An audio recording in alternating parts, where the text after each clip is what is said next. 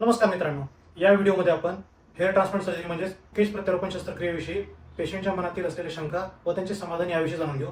तर मग अकाली केस गळतीमुळे किंवा अनुवंशिक टक्करामुळे जर तुम्ही परेशान हैराण असाल आणि हेअर ट्रान्सप्लांट करायचा विचार करत असाल तर हा व्हिडिओ नक्कीच तुमच्यासाठी आहे. शेवटपर्यंत पाहाल अशी आशा करतो. मी डॉक्टर श्रीकृष्ण आणि तुम्ही पाहता hair transplant surgery myth and myth buster with doctor Kulesh Cosmo Care. चला तर मग सुरुवात करूया. अकाली केस गळती व अनुवंशिक टक्करामुळे परेशान असलेल्या तसेच हेअर ट्रान्सप्लांट सर्जरी करायचा विचार केलेल्या प्रत्येक रुग्णाच्या मनामध्ये येणारा पहिला प्रश्न म्हणजे हेअर ट्रान्सप्लांट सर्जरी ही सेफ आहे का, किंवा या सर्जरी दरम्यान किंवा नंतर काही कॉम्प्लिकेशन होण्याचे चान्सेस आहेत का, किंवा या सर्जरीमध्ये मरण्याचे किती चान्सेस आहेत. सर्वप्रथम आपण याबद्दल जाणून घेऊ.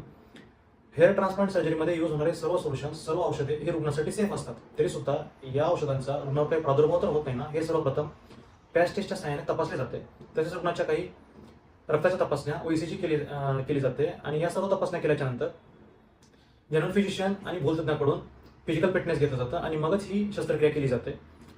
तर मग तुम्ही जर हेअर ट्रान्सप्लांट सर्जरी करायचा विचार करत असाल तर असं हॉस्पिटल, असं हेअर ट्रान्सप्लांट क्लिनिक निवडा ज्यामध्ये plastic surgeon, dermatologist, trichologist, hair transplant expert, भूलतज्ञ व जनरल फिजिशियन सोबत ICU सुद्धा अटॅच असेल, म्हणजे तुमच्या जीवाला कसलाही धोका नाही. म्हणजेच उच्च शिक्षित अनुभवी टीम असलेल्या हेअर ट्रान्सप्लांट क्लिनिकमध्ये किंवा हॉस्पिटलमध्ये तुम्ही जर हेअर ट्रान्सप्लांट केलं तर ते पूर्णपणे सेफ आहे.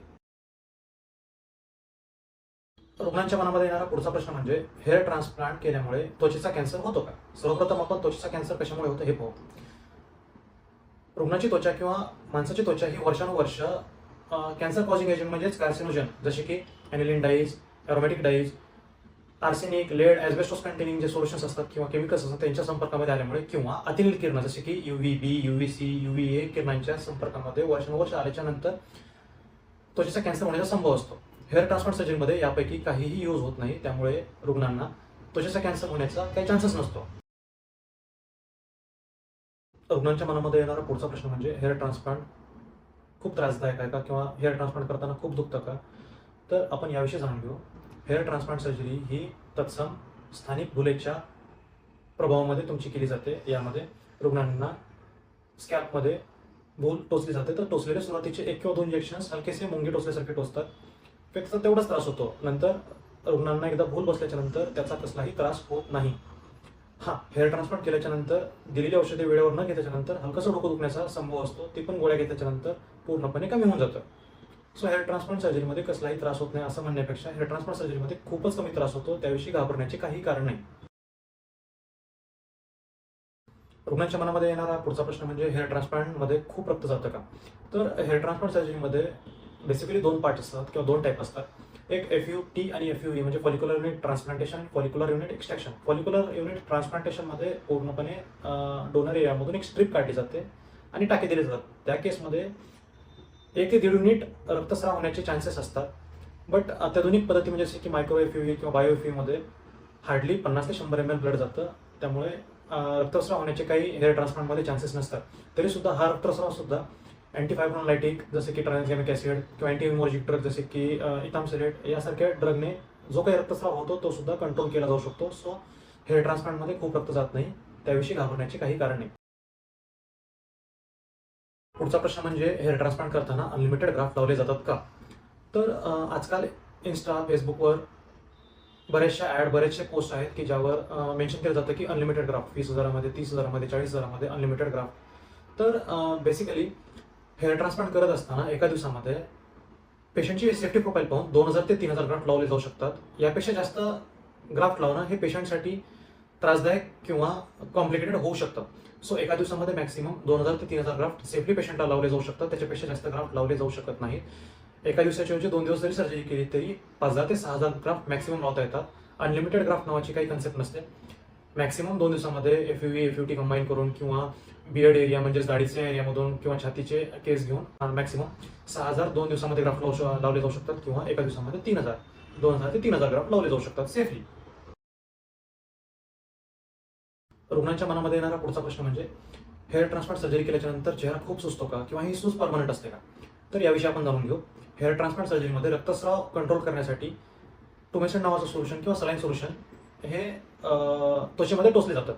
तर या टुमेसन सोल्युशनची जर क्वांटिटी लिमिटेड ठेवली तर चेहऱ्यावर सूज येण्याचा संभव खूप कमी असतो.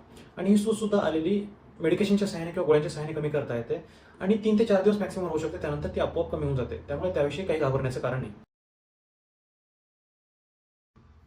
रुग्णांच्या मनातील पुढचा प्रश्न म्हणजे हेअर ट्रान्सप्लांट केल्याच्या नंतर लगेच कामाला जाऊ शकतात का किंवा जिमला, स्विमिंगला जाऊ शकतात का? तर हेअर ट्रान्सप्लांट ही एक सर्जरी आहे. सर्जरी केल्याच्या नंतर काही दिवस आराम करायचा असतो. याविषयी आपण पुढील काही व्हिडिओच्या सिरीजमध्ये हेअर ट्रान्सप्लांट सर्जरीनंतर घ्यावयाच्या काळजीविषयी आपण नक्की व्हिडिओ बनवू.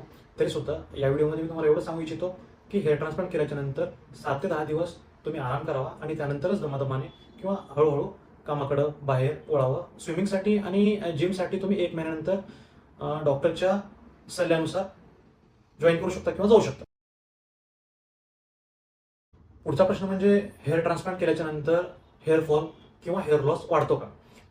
तर हेअर ट्रान्सप्लांट केल्याच्या नंतर तुमचे जे ट्रान्सप्लांटेड एरिया आहे त्या एरियामध्ये जे लावलेले ग्राफ्ट आहेत हे तर परमनंट असतात, पण जे एक्झिस्टिंग ग्राफ्ट आहेत किंवा एक्झिस्टिंग हेअर आहेत ते एक्झिस्टिंग हेअर हे मिनिचरायझेशन प्रोसेसमध्ये असल्यामुळं त्यांचा हेअर लॉस हा होऊ शकतो. मेडिकेशनच्या सहाय्याने किंवा PRP मेझोथेरपीच्या सहाय्याने तो हेअर फॉल सुद्धा कंट्रोल करता येतो. सो घाबरण्याचे काही कारण नाही. रुग्णांच्या मनामध्ये येणारा पुढचा प्रश्न म्हणजे हेअर ट्रान्सप्लांट केल्याच्या नंतर जखमांचे डाग राहतात का? तर याविषयी आपण जाणून घेऊ. हेअर ट्रान्सप्लांटमध्ये बेसिकली 2 एक्सट्रॅक्शनच्या मेथड आहेत, एक म्हणजे FUT आणि FUE. FUT मध्ये स्ट्रिप काढल्यामुळे आणि टाके दिल्यामुळे एक सरळ लिनियर स्कार येतो किंवा जखमांचा डाग येतो. बट FUE मध्ये असे काही डाग येण्याचा काही संभव नसतो. मायक्रो FUE मध्ये आणि बायो FUE मध्ये 25 साईज छोटी करून आपण या डागांवरही नियंत्रण करू शकतो आणि हे डाग ओळखता येत नाहीत, त्यामुळे घाबरण्याचे काही कारण नाही. रुग्णांच्या मनामध्ये येणारा पुढचा प्रश्न म्हणजे हेअर ट्रान्सप्लांट केल्याच्या नंतर आयुष्यभर गोळ्या घ्याव्या लागतात का? तर हेअर ट्रान्सप्लांटमध्ये घेतलेले ग्राफ्ट हे अँड्रोजन रेजिस्टंट एरियामधून घेतले जातात. म्हणजेच डोनर एरियामधून घेतलेले ग्राफ्ट हे गळत नाहीत. सो त्यांची गळती थांबवण्यासाठी किंवा गळती कमी करण्यासाठी गोळ्या घ्यायची गरज नाही. बट एक्झिस्टिंग जो एरिया आहे किंवा एक्झिस्टिंग जे हेअर आहे त्यांचे मिनिचरायझेशन प्रोसेस कंटिन्युअस असल्यामुळे काही काळासाठी पेशंटला PRP मेझोथेरपी किंवा औषधं घ्यावीची गरज पडू शकते. बट ट्रान्सप्लांट केलेल्या एरियामध्ये आयुष्यभर गोळ्या घ्यायची किंवा औषधं यूज करायची किंवा तेल यूज करायची किंवा ऑइल यूज करायची काही गरज नाही. सुरुवातीच्या काही काळामध्ये केसांची वाढ प्रॉपर व्हावी, केसांची वाढ लवकर व्हावी किंवा वाढीची प्रोसेस जी आहे ती फास्टन करण्यासाठी किंवा लवकरात लवकर केस येण्यासाठी सुरुवातीला काही औषधे दिली जातात, पण नंतर ही औषधे काही काळानंतर बंद केली जातात. त्यामुळे आयुष्यभर औषधे हेअर ट्रान्सप्लांट नंतर घ्यायची गरज नसते. रुग्णांच्या मनामध्ये येणारा पुढचा आणि महत्त्वाचा प्रश्न म्हणजे एकदा हेअर ट्रान्सप्लांट केल्याच्या नंतर परत हेअर ट्रान्सप्लांट करायची गरज भासू शकते का? याविषयी आपण सविस्तर जाणून घेऊ. तर अनुवांशिक टक्कल हे प्रोग्रेसिव्ह कंटिन्युअस असतं, म्हणजेच यामध्ये मिनिचरायझेशनची प्रोसेस ही कंटिन्यू चालूच असते. सो एकदा समोरचा भाग टक्कल झाला की त्यानंतर मागचा भाग आणि माथ्याचा भाग किंवा त्याच्या मागचा भागात टक्कल पडू शकते. तर अशा वेळेला समोरच्या ज्या भागामधले केस गेलेले त्या भागामध्ये आपण केश रोपण करतो. तसेच ज्या भागामध्ये मिनिचरायझेशन प्रोसेस चालू आहे, ज्याला आपण बफर झोन म्हणतो, त्या भागामध्ये सुद्धा हेअर ट्रान्सप्लांट करून आपण पेशंटला लॉंग टर्मसाठी लूक देऊ शकतो. तरी सुद्धा या एरियामध्ये सुद्धा केस गेल्याच्या नंतर आपल्याला हेअर ट्रान्सप्लांट करायची गरज भासू शकते.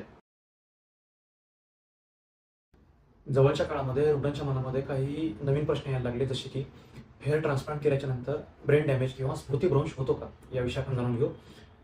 हेअर ट्रान्सप्लांटमध्ये यूज केलेली किंवा टोचलेली सर्व औषधे ही रुग्णांसाठी सेफ असतात आणि आपला मेंदू हा कवटीच्या सहाय्याने आणि ब्लड ब्रेन बॅरियर नावाच्या बॅरियरच्या सहाय्याने पूर्णपणे सुरक्षित केला जातो.